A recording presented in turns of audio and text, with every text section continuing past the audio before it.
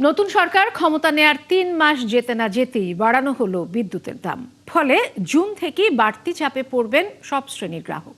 তবে প্রায় ২০% দাম বাড়ানোর প্রভাব সাধারণ মানুষের উপর কতটুকু পড়বে তা মূল্যায়ন করেনি কমিশন। এই সিদ্ধান্তে ক্ষোভ জানিয়ে সাধারণ মানুষ বলছেন আরও কঠিন হবে জীবনযাপন। নতুন চ্যালেঞ্জে পড়বে ব্যবসা বাণিজ্য। মেজবাহ হাসানের রিপোর্ট। গেল ৪.৫ বছর ধরে সাধারণ মানুষকে ভোগাচ্ছে চড়া মূল্যস্ফীতি, যা মোকাবেলায় সঞ্চয় ভাঙা কিংবা ধার দেনা করে চলা হয়ে পড়েছে নিত্যদিনের ঘটনা। এমনকি গরিবের খাতায়ও যুক্ত হয়েছে রেকর্ড সংখ্যক।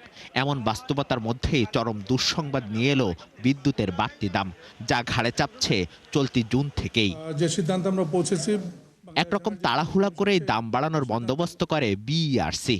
গণশুনানিতে ভুতুড়ি হিসাব নিকাশ তুলে ধরা হলেও তা আমলে নেওয়া হয়নি শেষ পর্যন্ত। কমিশনের সিদ্ধান্ত অনুযায়ী গ্রাহক পর্যায়ে জুন থেকেই ইউনিটে ১.৫ টাকা বাড়বে বিদ্যুতের দাম, ফলে যা দাঁড়াবে ১০ টাকা ৬৩ পয়সায়। একই সাথে পাইকারি পর্যায়ে বাড়ানোর সিদ্ধান্ত হয়েছে প্রায় ২০%। ১.৫২ টাকা কিলোওয়াট ঘন্টা বৃদ্ধি করে।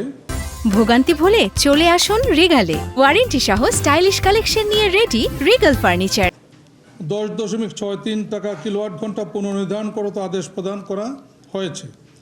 বিদ্যুৎ বিতরণ সংস্থা ও কোম্পানিসমূহের বিভিন্ন গ্রাহক শ্রেণীর বিদ্যমান ডিমান্ড চার্জ ও পরিবর্তিত রাখা হয়েছে।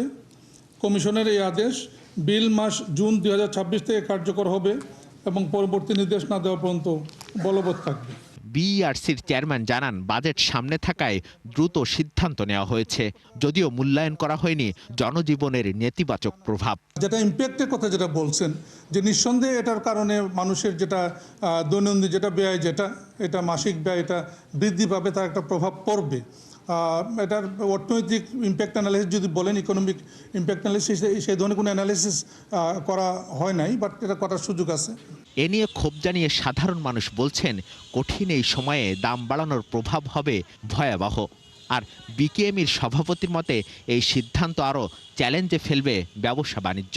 মানে মরার পরে খালার ঘা, আর দাম বাড়াইলে তাহলে তো সেই তো দিন আনি দিন খাই, আমাদের জন্য তো এটা অনেক কষ্টের। ব্যবসা বাণিজ্য নাই, সব কিছু জিনিসপত্রের দাম বেশি। ঘোষণা ছাড়াই তেলের দাম বাড়াই দিল, এখন আবার বিদ্যুতের দাম বাড়াবে। আমরা তো এখন মধ্যবিত্ত ঘরের যারা আছি তারা অনেকেই বিপদের ভিতরে আছে।